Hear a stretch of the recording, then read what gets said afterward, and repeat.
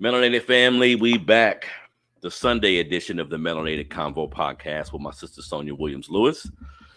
Happy to have everybody back in the building, man. Hit that like button, subscribe to what we're doing. Precision Create is the website if you want to buy shirts. The Black Father is the essential element, which we're going to be talking about today. The Black Father is the essential element shirt. Yeah. Other t-shirts as well. Nice shirt, right? Because we are, after all the minutia and everything a woman may put you through and the whole rigmarole that goes into having a baby with a woman, if your input is solid, right, it makes a big difference in the kid's life. So all of us need to be aware of that, especially men like me who had kids early, who wasn't in the realization of what it took to be a man or a father. This is important. I'm saying, let's be honest. You see? Yep. So go to the website, precisioncreate.com, if you need shirts made for yourself. If you have a business, you have a hobby, you have an organization that needs t-shirts, a softball game, an event in particular, we could definitely make t-shirts for your event. So go to precisioncreate.com, support a Black business. I'm happy to have my sister Sonia on the show. What's up, Sonia? I'm good. I think it was a restful week. We are full blown into August. I said that last time that we were together because when you get past that midway point in the year and the kids then begin to go back to school and they trickle off with different school districts and stuff, a whole community changes when summer is almost over, right? This is everybody's just out there, we outside, all of the things that go along with it. But it's that time that time of the year where we got to get back into the rhythm of business as usual. Mm-hmm. And so that's what this time of year reflects and reminds me of. Yep, because kids going back to school makes you lock back in and say, okay, now it's time to get to business, because they going to school, but actually we going to school. Right. I told my kids last week, I said, it's time to start going to bed early again. I need y'all not to be up at midnight. That is such the past 10 years, maybe that's a switch you try to flip. Yes, that's it's the difficult routine. Your body got to shift. Just like when the sun, is out longer and your body got to shift. And so we have to prepare them mentally and physically to be able to not fall asleep at school. So ass to bed early. Mm-hmm. I thought I was the only one, so because I'm like, damn. My boy, he take a long time to get back into that regimen, because in the summer, the kids, that's one of their benefits. They're enjoying just going to sleep when they want. It's like a vacation for a kid. You know what I mean? Absolutely. All right, so family, we're going to get into a few news stories. The topic of the show today, we're going to watch a small video about a Black mom who has a 10-year-old son who isn't doing things correctly based on how she wants to discipline her son. So she calls in I think this gentleman works for the jail or probation or something like that, but he comes in and do like one of the scared straight tactics we used to see back in the day, right? Yeah. So that brought on a topic to me to discuss what's the correct way to discipline our kids in 2023. Did we get some things incorrect when it came to how we thought we should discipline our kids? The physical aspect of it, the scaring aspect of it. Right. We're gonna talk about that. You feel me, folks?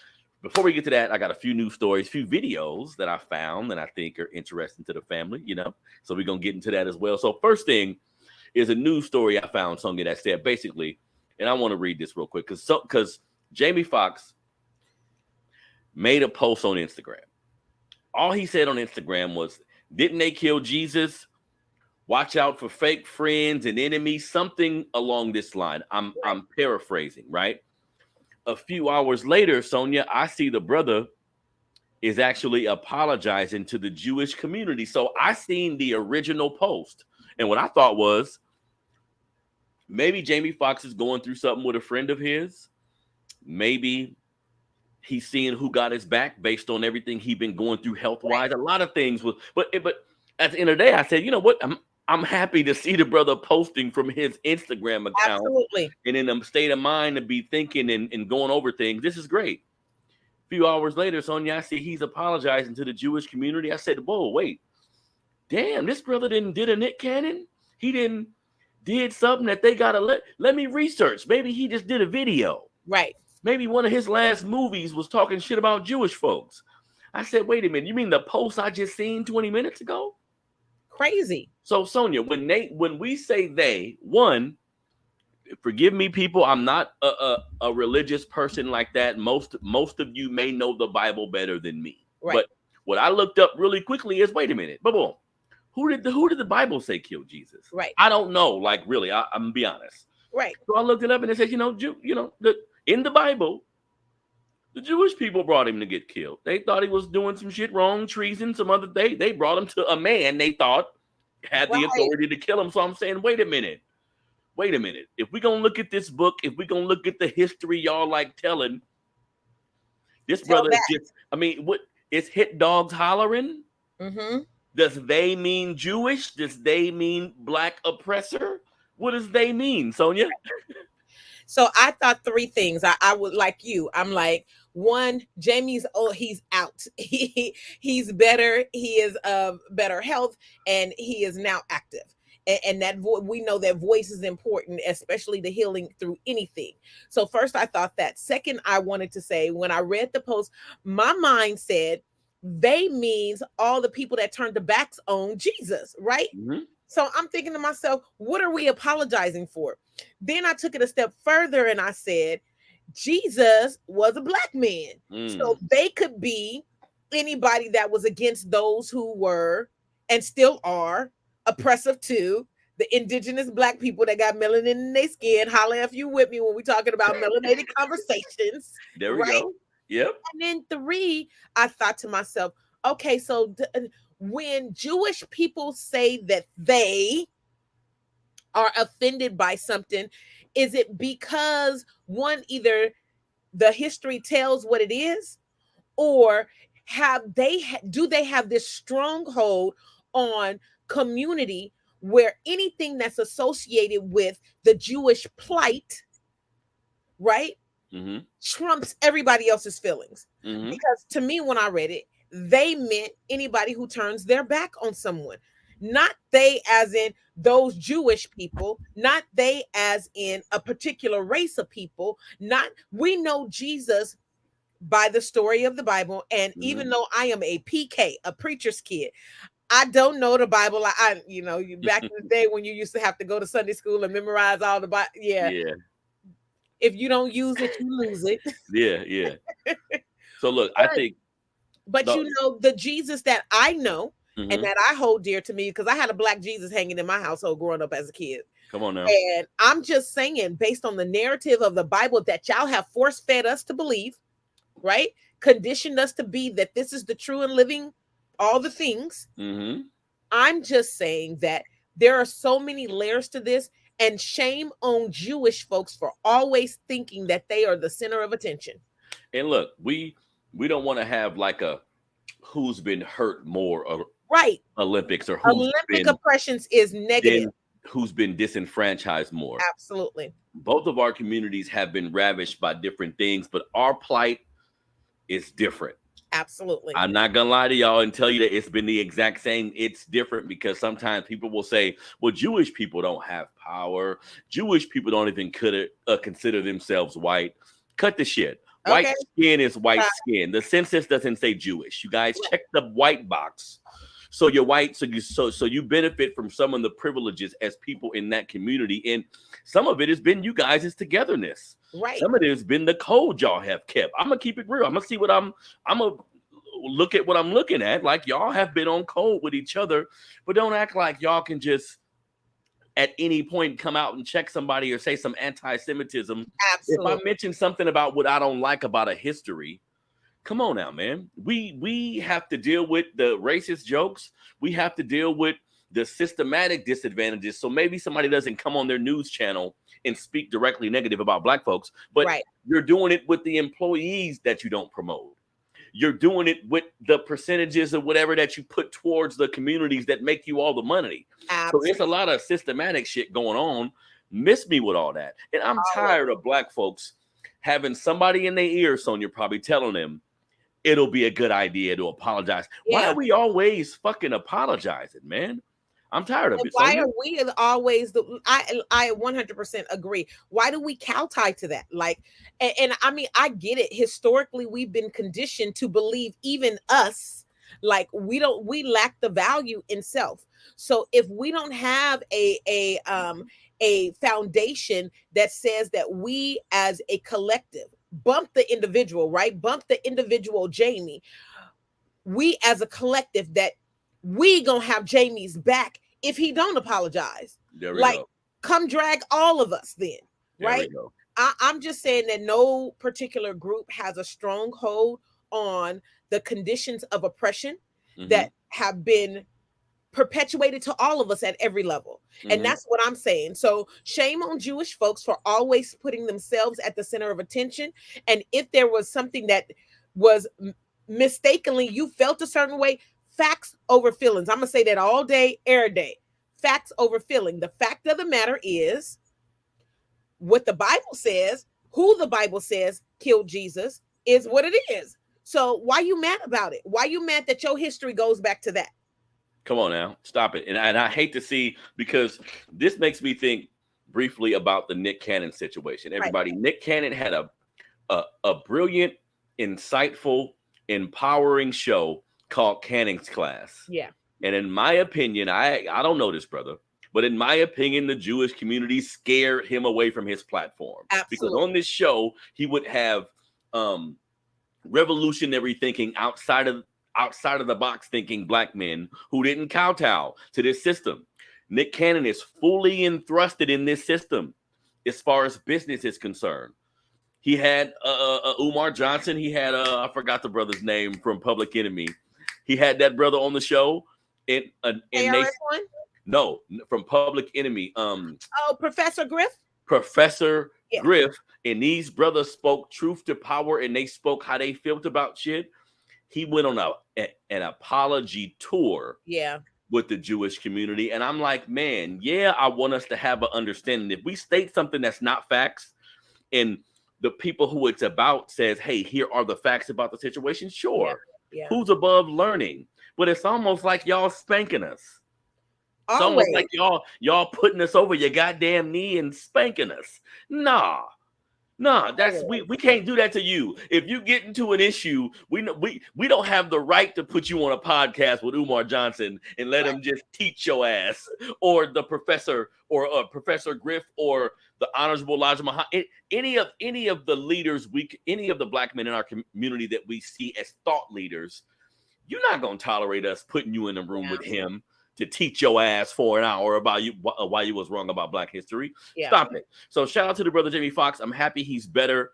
Let's stop apologizing for money and clout and status. If they say, hey, you're going to get this taken from you, I can't count nobody's pockets. Some people may be in a situation where you need this or that opportunity. I get it, but fuck that. Sometime we're going to have to start telling that agent, that friend, that handler, no, I'm standing right here. What they going to do? You see what I'm saying?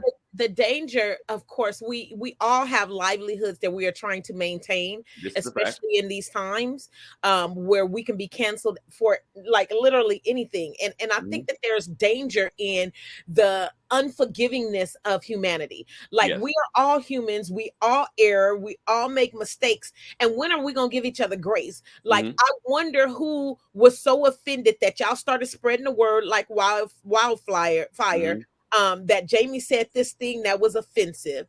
I wonder did y'all stop? Like, I do this exercise when I'm training folks about on equity, and I have people stand up, and I kind of took this from a show that I saw with Dr. Phil and Dr. Jan Van Zant. And so basically you get two strangers. So I get in a group of people who are being trained with me. You stand up, and we as a society have gotten accustomed to not looking each other in the eyes. So you pick a stranger that you don't know in the room, and you stand there for 30 seconds and look them in the eye. It's hard enough to do that with people that you already know, but doing that with a stranger is even harder. And 30 seconds seems like forever. And then I ask the question after the 30 seconds is over, please continue to look those people in the eye. What might they have gone through to get here today? Because we assume that everybody had to do the same routine that we did in order to get there. And so it demystifies that humanity piece, and that we all deserve. We all deserve grace. We all deserve, to to own our shit, but at the same time, that accountability is being, I think, commodified in a way and taken advantage of to make people feel like their value, their voice, their presence is not valued as a collective. This is a fact. This is a fact.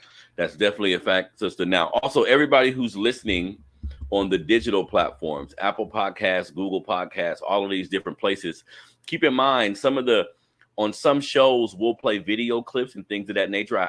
I know you can hear it. If you want to watch it, head over to YouTube, head over to the Melanated Convo on YouTube, and you can actually watch it. So shout out to the brother Jamie. The biggest thing is the brother is getting better.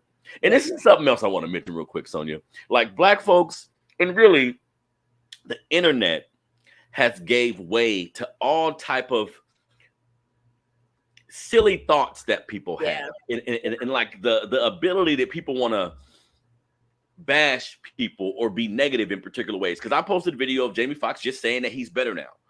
Yeah, I'm watching this video. This is Jamie Foxx. I'm not thinking clone. I'm not thinking he's lighter skinned. I'm thinking everybody gonna be like, I'm happy to see the brother. Happy to see he back. It's people commenting like, why the shape of his head ain't the same. Right. Why he light skinned it now. Right. They putting pictures of old and new next to each other. Is that the point? Right. No. Is that what y'all got out of that? Like, let's be happy the brother is back. This is why celebrities and people who are very popular, I understand them saying, I am not involving myself in social media. Right. I'm not involving myself in any of the internet activities because you motherfuckers don't really love me. Right.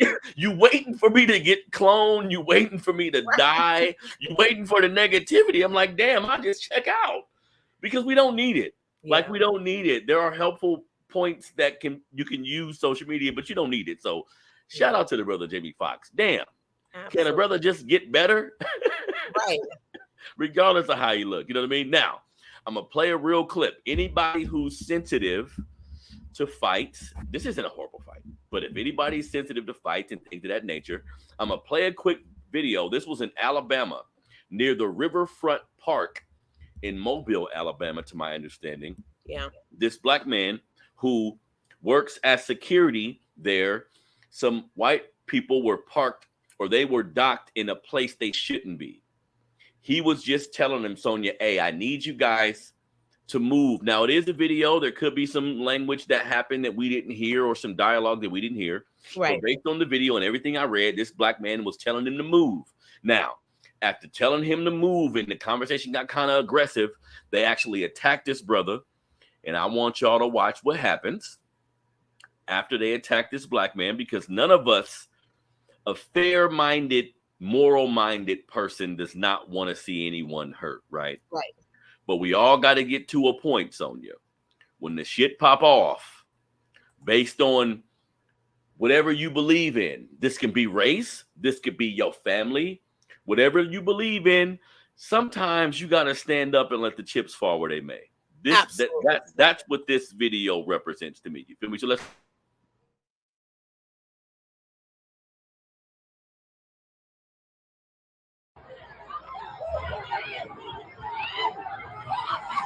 Get up there, young boy. Get up there, young boy. Get up there, young boy.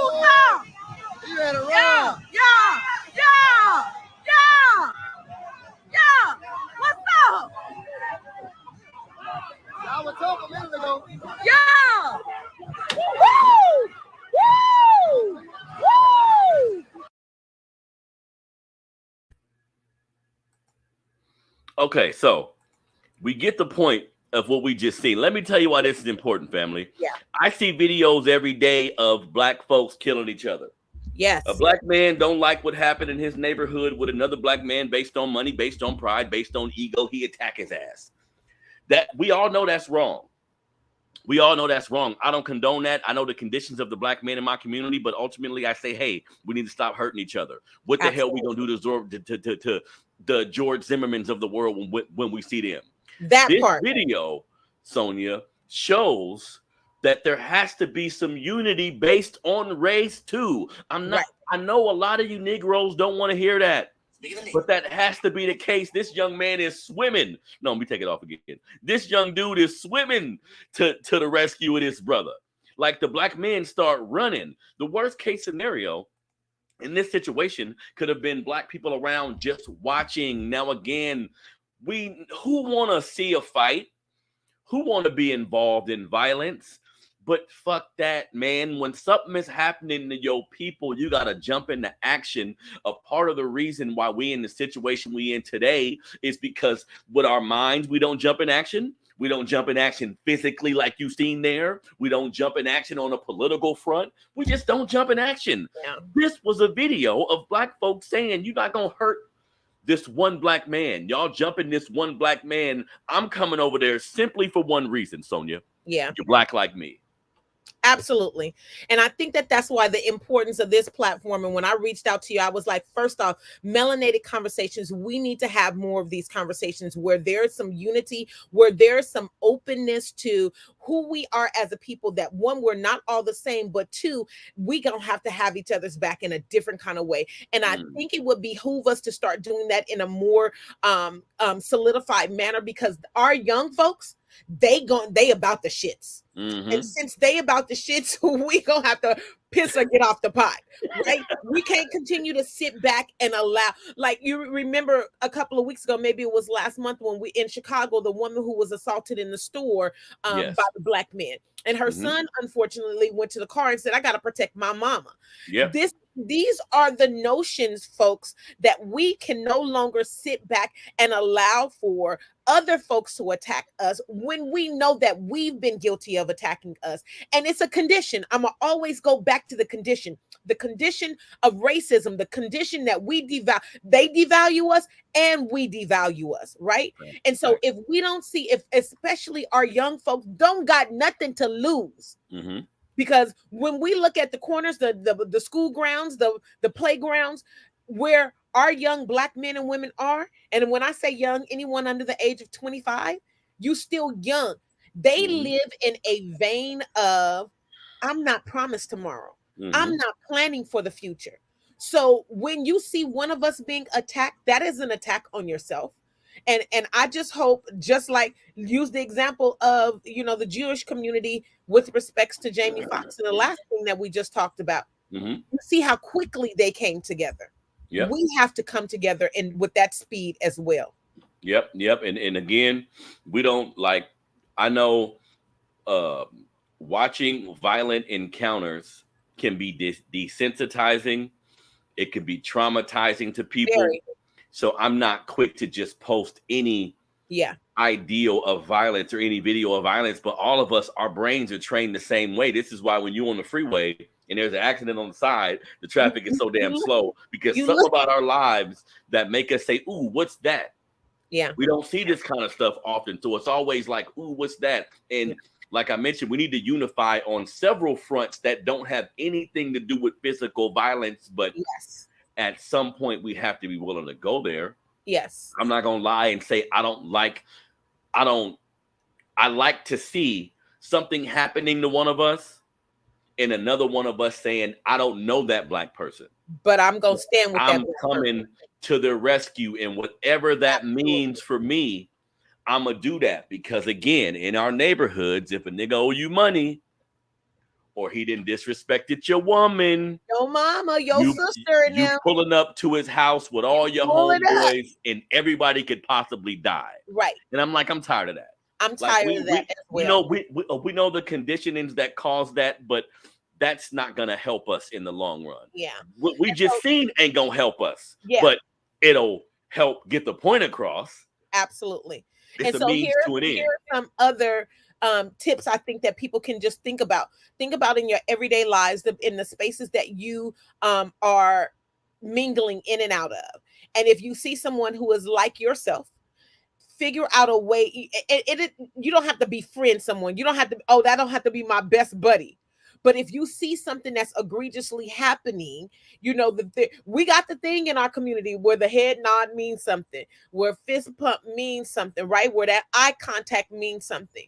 So I'm saying, if you own the job and you don't know that person in the cubicle 5 cubicles down, but you hear that something else is not happening, that's not right with them, be the eyes and ears for those situations. If your kids come home and they're talking about they're at a school where it's very low numbers of us, and they are, teach them ways to stick together. Teach them the importance of, one, their history, but the importance of sticking together.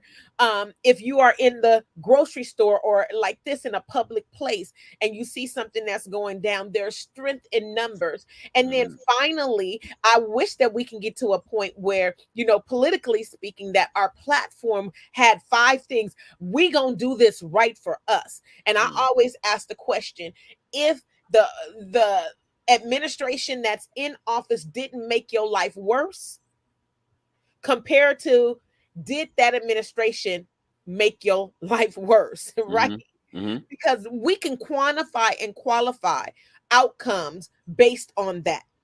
I know for sure that my life was impacted negatively under the Trump administration. I don't want nobody under the sound of my voice, unfortunately. This is my opinion. And if I have any kind of influence and power out there in the atmosphere, I don't want nobody to vote for Trump in 2024. But conversely, right, we have to weigh and measure what the other party is doing, because we know at the end of the day, I got to ask the question, did you make my life worse? And if you did make my life worse, I might be able to give you another chance. I might be able to holler another day at you. Like, get this shit right, because we still out here dying in these streets. And that's the reality of it. I agree. We show up for some whack stuff. And so if we can show up for the whack stuff, we can show up for some righteous stuff. We need to show up. This is a stretch in like what we need to. This is a small piece of how we need to show up. Yeah. There's a lot of different things going on in our community that we need to take pride in, that we need to see as important, and figure out, again, the best way you can participate in said thing based on where you at in your life, based on your resources, based on your level of knowledge. Just a level of participation is necessary, though. You feel me? So shout out to all the black men in Alabama who say, you know what, fuck that today. You're not gonna beat up on this one black man. Not today, though. Not today. And now when them same white folks go to that particular spot, I guarantee you a black security guard says stop. They're gonna be like, Mama, Papa, let's stop. We're gonna move different. We seen what happened last time we tried. That happens sometimes. Sometimes you gotta put work in for motherfuckers to be like, I believe them now. Absolutely. See? And this is Alabama. Last week we was talking about the mayor that got elected. Come on now. We're talking about a state that has the highest majority of people of color. Stop playing with me. Stop sitting back and letting us take the licks. I'm tired of taking the licks. There we go. There we go. Now, next video, me and my sister Sonia is going to get into, and this is the interesting one. Yeah. That touches my heart a little bit, because I'm a black man who has kids, had kids earlier, had those calls where a woman says, I'm pregnant. What are you going to do? We're not in a relationship. All of this, right? So we're going to watch a quick video of a young woman who had an abortion one time. Then she telling her ex-boyfriend, I'm pregnant now, and she is upset with the response she's getting from her boyfriend. So let's take a look at what that response is, and then we'll comment on how we feel about it, family. Thank y'all for joining the Melanated Convo podcast, man. Hit the like button, subscribe, become a member of the family. Nope, hold on one second. It's the wrong one. Hold on one second, Sonia. Hold on one second. Hold on, y'all. Let me get my stuff together. Let me get my stuff together. I think I'm excited because this sister hit a nerve. I was like, wait a minute, sister. You got to be. Hold on one second. There we go. Okay. Hold on. Share screen. Third one. Nope. Give me a minute. Second one. First one. There we go. I got it. There we go. I got it. Bear with me, family. Okay. There I go. I got it. So let's take a look at what this sister has to say. Again, and I found out how far along I was. I reached out to my ex-boyfriend to let him know that I'm pregnant and everything like that, and that the baby is his. He literally blocked me on every social media, and he texted me and told me that he will talk to me once he gets the DNA test, and that he don't want nothing to do with this baby as of now. I am so fucking fed up that why do us moms have to be responsible for every fucking thing, but you lay down and made this kid with me. Currently pregnant again. And Okay, so real quick, here's the thing. I come on my show a lot. I'm one who has decided to have children in a particular way where I'm aware of my level of responsibility, the things I did wrong as the man, as the leader, as the guider of my family. Yeah. But let's cut the shit a little bit. Right. Women are just as responsible. Like this is my opinion. I know women can do what they want with their bodies. I'm aware that if a woman gets pregnant, there's nothing you can do. Like she can say, I want to keep this baby. I want to have this baby. I'm understanding of that fact. But women, I'm going to keep it real with y'all. You got to be understanding of the fact because, again, I'm not a man who thinks you should run out on your responsibilities. If it's your child, regardless of how the child was conceived, you should have wore a condom as a man. A baby is conceived because of it. You got to do what you can for that baby, regardless of where you are mentally, financially, whatever. However, as a woman, if a man... this is what I think should happen if I had a daughter, right? If you get pregnant, both of you were irresponsible. Neither one of you thought about a condom. Neither one of you thought about any type of contraceptive. It should still be a together decision.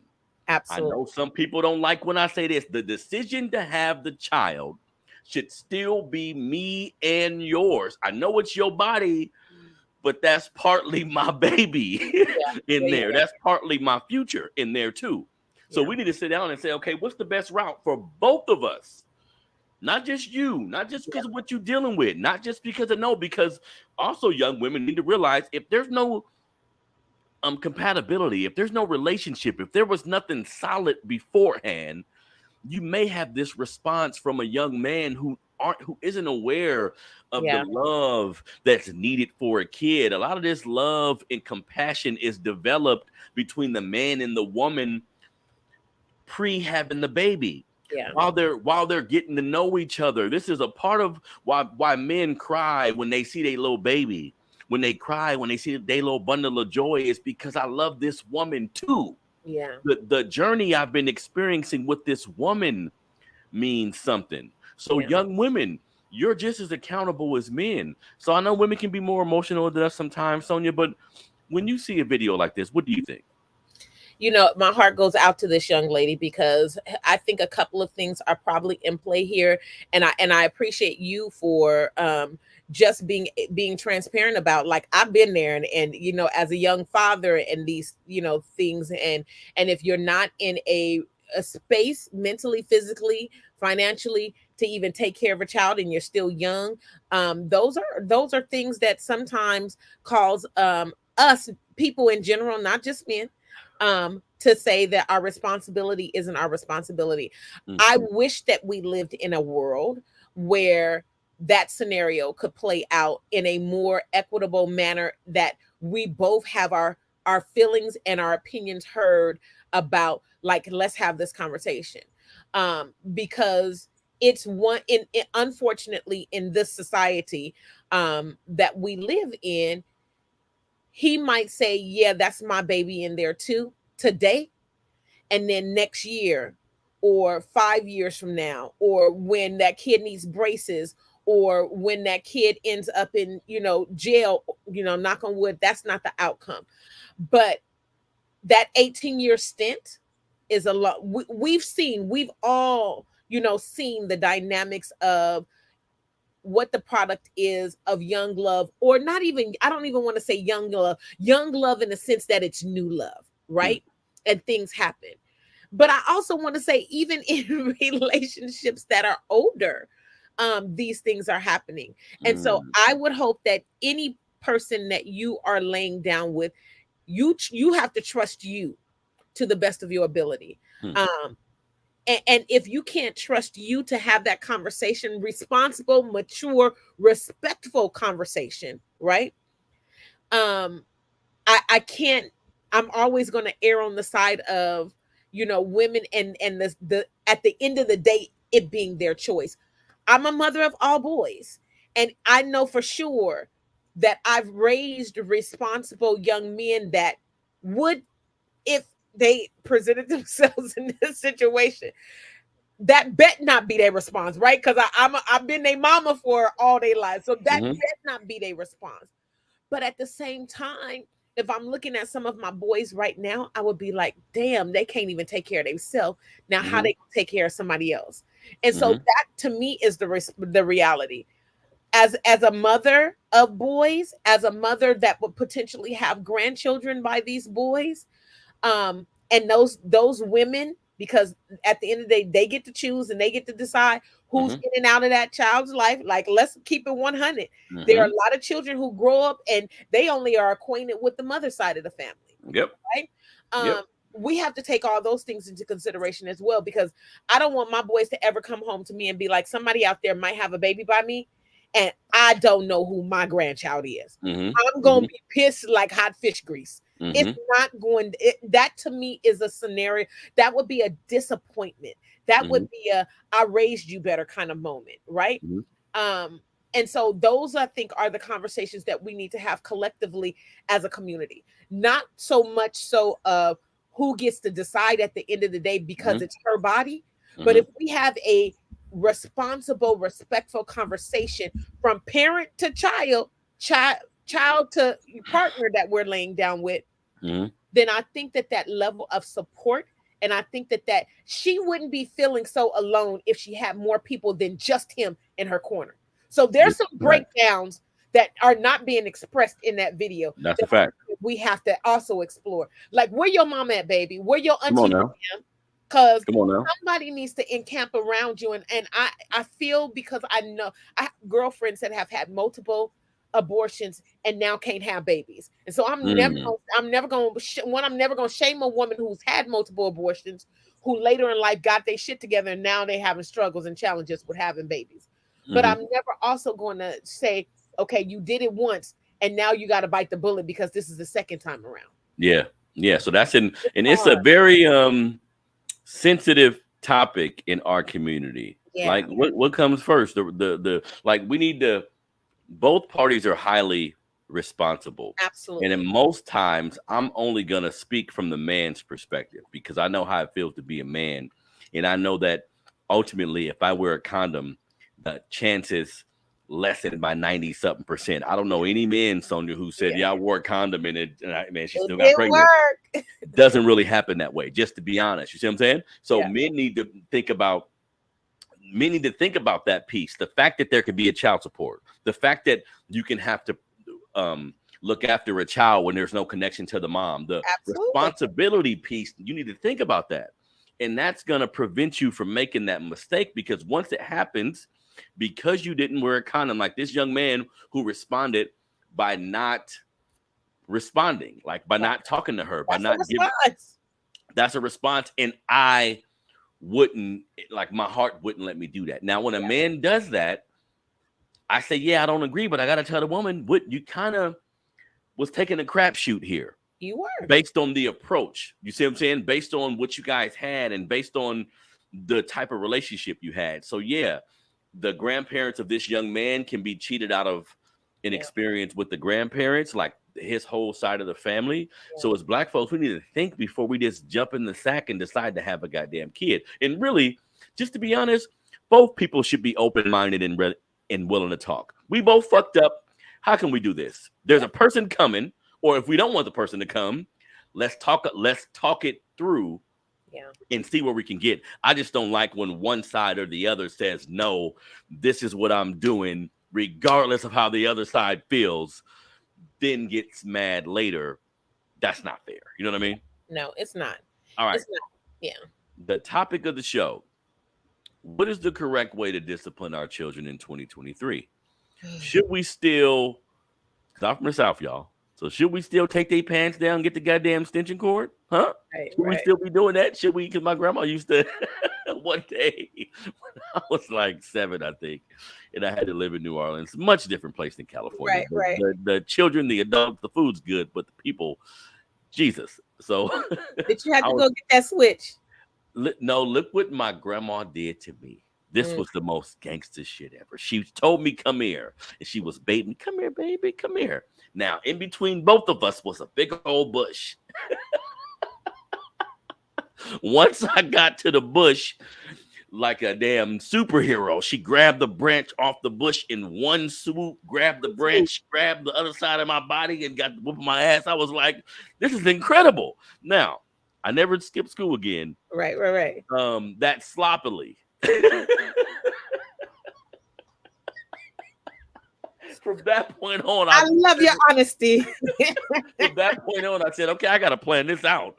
Right. I ain't getting hit with no citrus cord. But the point is, that's a tradition in our community, being whooped and spanked in a particular way. Now, we all know this comes from slavery too, right? Yes. So the question is, Sonia, in 2023, how should we discipline our children? I'm going to play a quick video, y'all, of a black woman who was having issues with her 10-year-old son. So to combat these issues, to kind of put a stop to what she was seeing, she brings some brothers who I think work for the police department or work for the parole department, something along those lines. But the brother comes in and does one of the scared straight tactics that we used to see back in the day. So we're going to play a quick video. Then we're going to talk about if this is the correct way to actually put our young people in a position where they're going to listen to us from here on out. So let's take a look.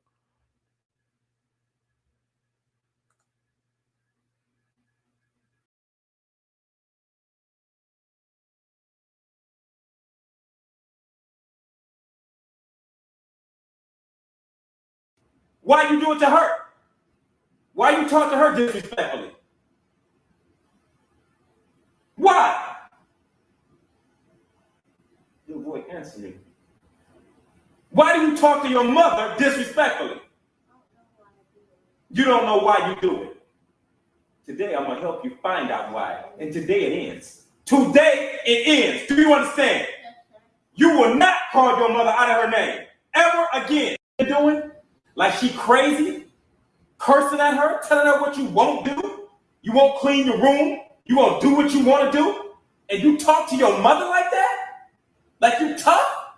Do you think you tough, little man? Talk to me like you talk to your mother. Talk to me. You think you're tough, don't you? Bust up on me. Cuss me out. Tell me you ain't going to do what I say do. I dare you.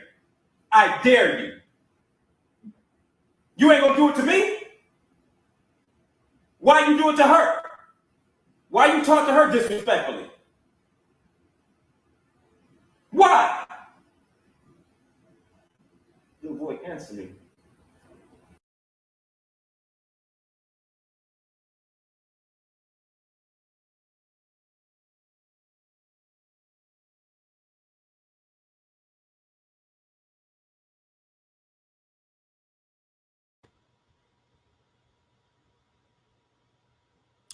Okay, so Harrison is there. We go. There we go.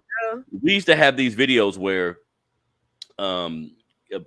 prisoners they would bring kids into the prison, and the prisoners would scare them. I mean, some of it would get kind of funny because they would talk about all this vile stuff they're gonna do to them, and I'll make you my girlfriend, all this shit. Right. But the point of it was to say, hey, kids on a particular path, we want to use some scare tactics to make sure they don't do said thing again. Now, what the brother was doing, and he's a crime prevention specialist or a juvenile prevention, some of those lines. And that may work on certain children. But honestly, I would say I understand the need for this black woman to want some type of authority figure around her kids, some man a masculine presence to help out. But I don't think in 2023, scaring children into acting the right way will help. I think empowering them in the right direction, creating a consistent presence. For instance, if this brother sat down and had a conversation with this young dude and said, I got a program that I'm going to put you in. Next week, we're going to come pick you up. We're going to do this. The following week, we're going to do this. Right. And while we're doing these activities, I'm going to talk to you and get an idea of how you think and why you treat your mom like that. Yeah. In this video, I know the shock value, because watching social media, the people commenting was saying, yeah, get them. All these different variants of response or of responses, because we know the importance of a man in a young boy's life. Right. But ultimately, doing this to a young person, especially if he doesn't know you, Sonia, right, I don't think it really works long term. Absolutely. So there are a couple of things here. I want folks to understand that historically speaking, there's been too much research, study, and history from the continent of Africa that whipping our young folks is not an African rooted anything, right? So we definitely learned this from the colonizers. Let's be very clear on who the savages are from a global perspective. This is true. So African folks in African communities all over the continent of Africa, the largest continent on the face of this earth, the continent that can fit all of the other continents in it, that have people who have melanin in their skin figured out different ways to discipline their children. So I wanted to start there. Secondarily, there is this notion, and there's been lots of research around and conversations around what transpired on the slave plantation. And if you whoop a child, what does this do to a child? I really and truly think that it's a dangerous thing that we are treading when we say, one, we're talking about control, right? Because that's the outcome that I want to shape you in a certain kind of way. I want you to act a certain kind of way. I want you to believe a certain kind of way. And if you believe contrarily to the rules and values of my household, I'm gonna whoop that shit out you, right? Shout out to the old school mamas, mine included, who not only got a switch off of a tree, because I can remember that happening back in Texas. But my mama, she grew up in the Chicago projects. It wasn't no trees to get switches from. We had extension cords, we had house flippers, we had hangers. So I've been beat by all them things. Okay. And I used to say to myself as a young person, I am not gonna beat I used to tease I'm not gonna beat my kids like you beat me. And she would be like, you better shut up before I beat you again. But we know that it makes a person small. Violence makes a person small. Mm-hmm. Violence makes a person scared. Violence also is trauma. And so when we are conditioned to accept this as a reality, it's working. It's doing exactly what the slave masters did on the plantation. It is shaping your beliefs, your behaviors, your structure. Mm-hmm. And so we have to be, I think, better stewards around what it means to evolve as a community, because now we're saying, now this has become something that's known as Black discipline, right? Mm-hmm. And I want to buck that just a little bit. I will say, yes, I am of a certain age, and as a certain age, I don't know too many of my friends who didn't get their ass beat as much as I got mine beat. So we all was getting our asses whooped. Mm-hmm. But I can also say that of my children, that there are a lot of us who tried to break that cycle, and not all of us were successful at it. Mm-hmm. I, as a mother of 6 children, my older 3 will tell you that they got their asses whooped. My younger 3 would be like, what's a whooping? And they be looking at their older brothers like, oh, you got whooped? Because I didn't. And these are the conversations that we have in our household. Mm-hmm. And so I'm just glad that, one, my older children can forgive me for, not knowing better, right? Because I was raised that this was a discipline technique. Mm-hmm. And even though it didn't feel good in the moment when I was a child, and I would tell my parents, I'm not going to whip my kid. My dad never whooped me. My dad never, ever, ever whooped me. Not one time did he put his hands on me. His Mm. voice, his authority was enough. Hmm. And I'm not saying that my mother didn't have authority. What I'm saying is maybe her level of frustration, being the parent that was always there, Mm-hmm. maybe in her mind, and I'm gonna mention the third thing as I get, maybe in her mind, mentally, socially conditioned, that I don't want to tackle the issue and get to the root of the problem that my child might be experiencing. Mm. And That's a then fact. that leans to the last point, that Black folks, all Black folk, experience trauma inside and outside of our communities. And so we need to address the mental health capacity that comes with, why do I think I need to whoop them instead of talk to them? Why do I automatically go to that as the response, Mhm. other than coming up with strategies to fight that? I will tell you, all 6 of my boys are very different.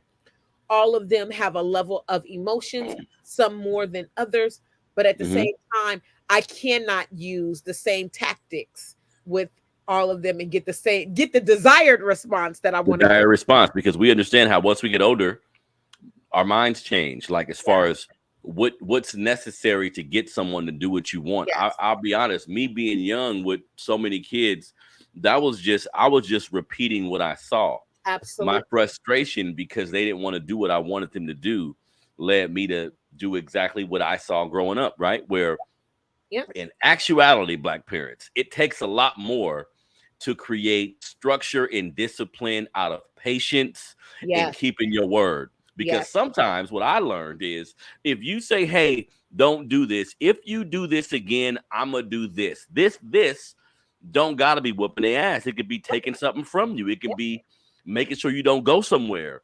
You just gotta stand on it when it's time to take something from them, or make sure they don't go nowhere. Now, what I have a problem with, though, especially with young kids, when they are blatantly disrespectful, verbally, sometimes my response is to jump into action, and it could be grabbing them or grabbing them, putting somewhere. Sometimes as a man, I realize I don't got to whoop your ass to show you I'm stronger than you. I can do some type of physical activity with you. I can grab you up or put you somewhere that'll make you see I don't mean I mean business. Now, I haven't gotten to the point where I can deal with any age of my children sitting in my face and just talking shit to me. I don't know how I would respond to that. I ain't got there yet, y'all. So I don't know what's gonna happen. High five, we together on that. So I don't know what's gonna happen, right? If that ever takes place in my face, you see what I'm saying? But honestly, if the goal is to teach a lesson, if the goal is to make sure they master or get better at whatever said thing is, whooping their ass can make them resent you. It can make them be fearful. It can make them they'll treat physical violence as the way to do. There's a lot of things that can happen from that. Now, again, it's your job as the parent to get your desired result. The desired result is respecting me, doing as I say, making sure we have a communication base where you can tell me how you feeling and I can tell you how I'm feeling. All these things need to happen. So really reading about parenting, Black folks, read some books about parenting. Talk to parents who you've witnessed get their desired result from their child without putting their hands on them. No, go ahead, Sonia. And I was gonna say, and don't always just go to the old thing where we gotta trust everything that white folks say. Like, don't always go to the doctor to have your child analyzed. Don't always have to go to the pastor and embarrass them at church. These are tactics that we've also been told that our ways are not good enough. There are, what I am appreciative from this video is, especially if you are a single mother, or single parent, period, and you are dealing with the challenges of when a child gets to that age and they want to test the waters or buck the system, as my parents used to tell me. I always buck the system. I buck the system with my mouth. Like I was a straight A student. I did very well. I wasn't bringing no trouble home, but at home, my mouth was very sarcastic. But I would also say there's a lot of research that Dr. Stacy Patton has done around this topic, linking it back to the trauma that we've experienced during slavery. But it is corporal punishment. It does something on the psyche, and especially for girl children, it opens the door to domestic violence. For boy children, it opens the door to gang violence. So we gotta pick and choose what our battles are. Do we want to invest in? I say that it's an investment in our children to figure out another way to discipline rather than spanking. Yeah. It's a time investment. It's a mental capacity. Like, I really got to think beyond this moment and this level of disrespect, right? Because I can remember the one time that my mama really, really, really put her hands on me. I was 13, and I had said something slick, and she slapped it. She was ready to fight me we were about the same size, and she was ready to fight me like I was a grown woman in the streets of Chicago in the project. And so she didn't pick up. It wasn't the usual, you about to get your ass whooped by picking up a belt or picking up a strap or something. So in my mind, it was, she slapped me, I got to defend myself. And boy, did I make a mistake. Lord have mercy. I made a mistake, and I gingerly swung my arm. I don't even know if I made contact. But I swung in her direction. Duke, let me just tell you this. The end result was I couldn't come back to her house for a year. She sent me to live with my daddy for an entire year. She did not talk to me. She was like, I'm done. Like, if you can't, you gonna swing. You gonna swing back? I think it clicked in her mind. I can't keep doing this. And I got to that epiphany with my kids, with my oldest. One time I was so pissed at this boy. He did something, and I pushed him so hard. I pushed him like I didn't have a belt.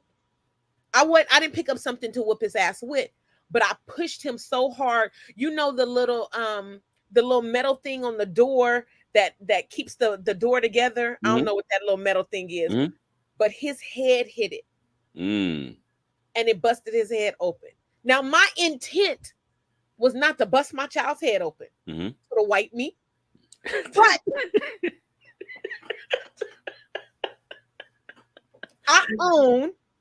I own today that I hurt him in a way that was like, damn, I don't know what that lady might do.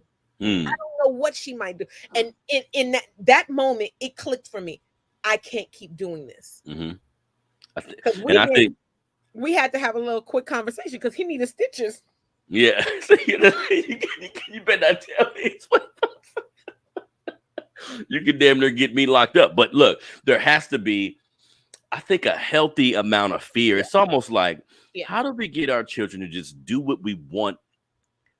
Do what we want them to do with the least amount of resistance as possible. And it's balance. And there's a way to get there without physical violence. It just takes more thought. It takes more patience. It takes more empathy. It takes more of a strategy. Whooping ass is just right there. It'll happen right now. However it makes. And then the kid will remember that, and they'll act right.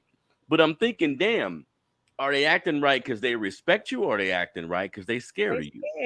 They scared. You see? I don't want my babies to be scared of me. I want them to, I hope that no parent wants their babies to be scared of them. I really and truly wish that we lived in a society where we weren't conditioned under this thing that violence became the norm, especially the violence against Black bodies, because we have to take that a step further. Because when we go into public spaces and you see Becky and Johnny and them running around the restaurant, and I think to myself, why you ain't snatched Becky and Johnny up, right? That the visceral response to, because I will look at some kids in the grocery store and be like, why you doing it? And the mama is oblivious to it, or the daddy is oblivious to it, right? And I'm speaking to people who are not who are melanemic and they don't have the same values. That when we go in public, you act a certain kind of way. Like when we take our kids into public spaces, I used to get offended by white folks who would walk up to my husband and I. We would be in a restaurant, our kids would be sitting down, and they would walk up to, your children are so well behaved. So you don't think that Black kids should be well behaved? Mm-hmm. Or it's, you don't know how to foster the behavior that you want out of your kids, because that's why true. Becky and Johnny running around the restaurant and you chasing behind them talking about, oh, well, we got to leave now because they won't sit down and eat. Nah, bump this that. is a fact. We're And we going out know to eat tonight. And in order for us to make it through this meal, we having this conversation. You sit your ass down. We don't run around no tables. Yeah. I even want you to order your own food. I'm not ordering no food for my children. So there's an expectation. There's a level of expectation that on the back end that I think that we prepare and equip our children with. That's very true. Because there's a healthiness about making sure your children are disciplined in public environments. Now, white folks, we got to be honest, their mindset is, I own all this shit. Anyways, just run around. What's gonna happen to you? What's gonna happen to you? Ain't nobody gonna do that to you. What's gonna happen to you in this society that we own? Just run around, have fun until they get to cussing you out when they're teenagers and saying "fuck your mom." Because I have several experiences of me, friends of mine, associates, my kids who say, "Man, I was around my white friend and his mama, and he was letting her have it." Now, there's no benefit to that either. It would in my house. Let me have what? Let me have some piece of. Let me have breakfast because I put the roof over. Let me have it. I'm gonna tell you some things that you can let me have. I wish you would.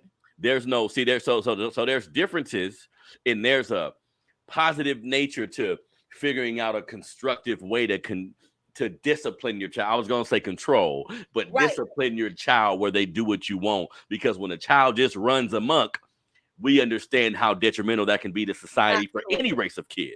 Yes. You know what I'm saying? So and be clear that there's a difference between control and discipline. There because is. We as adults know that we have to have discipline to set our alarm and get up every morning and go to work. This is a fact. We have to have discipline in order to not overindulge in too much alcohol and get into a DUI situation.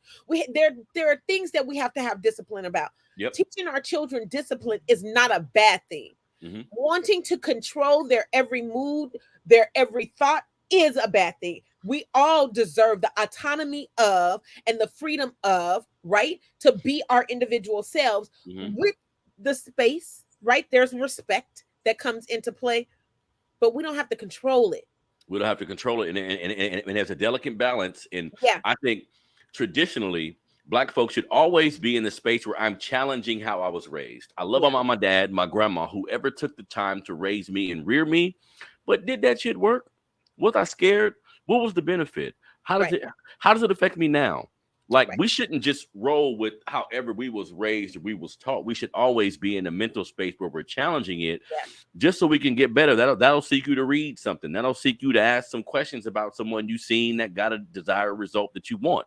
Yeah. You feel me? So this is an important conversation, man. Watch how you treat your kids. They're going to be adults one day. Yes. Who remember and tell you and have kids that will remind you. They're going to be adults one day. So take the young, and I think last thing I'll say about this, when kids are children in your home, if you have the ability to have your children in the home with you, that's a teaching ground and like a teaching apparatus. When they're 1, 2, 3, 4, 5, 6, 7, don't take that shit lightly. No. Understand that's the time to teach them, to rear them, to give them the information you think they should need so when they go out, they don't make a fool of your ass. Absolutely. So that's what it's about. You see what I'm saying? Yeah. So thank you, everybody, for tuning into a brand new episode of the Melanated Convo podcast. Me and my sister, Sonia Williams-Lewis. So I'm going to tell everybody where they can find you. Find me at my website. Like for real. We have everybody's out there working. Most of us are out there working in spaces that don't value us as Black folks. And that's why we have these conversations. But if your organization is doing anything around equity, go to my website, ascribesuccess.com. You can find me on Instagram, on Facebook at Ascribe Success. And if you just want to be all up in my business, I am Sonia Baloney Williams-Lewis, and I'm with the shits. That's all I That she is, I family. am with the shit. I be outside. I talk about my kids. I talk about my mom and my daddy. I Yes, might that talk is very about true. you too. I'm Open, just open saying. book. Open Yeah. book, like we all should be. Like what we going through, what we've had to go through, Yeah. what we've had to endure and overcome. We should be willing to talk about it and Yeah. profess it, because who knows who can help you. Feel me? So shout out to my sister Sonia Williams Lewis for riding with me and being on the show. I'm your brother Harrison. Go to Melanated Convo 100 on Instagram. Precision Create if you need t-shirts, one of my original designs or shirts made for yourself. Oh, she got it on. That's the Melanated Convo logo shirt. You feel me? Also, you know, if you need flyers, you need logos, any of that, go to precisioncreate.com. I can help you out. Again, man, these conversations are always gonna be important. Let's continue to tomorrow. This is the beautiful thing about waking up every day, family. Yeah. Tomorrow you got another shot. Yeah, yesterday could have been the worst shit ever. Nothing was working. You was a scumbag to the people you love. You lied a little bit. You was a little deceitful. Tomorrow, you can get yourself right. You know what? Get another chance. I ain't gonna do what I did yesterday, and that's what it's all about. You feel me? So this is the Melanated Convo podcast. Your brother Harrison, Sonia Williams Lewis. We out.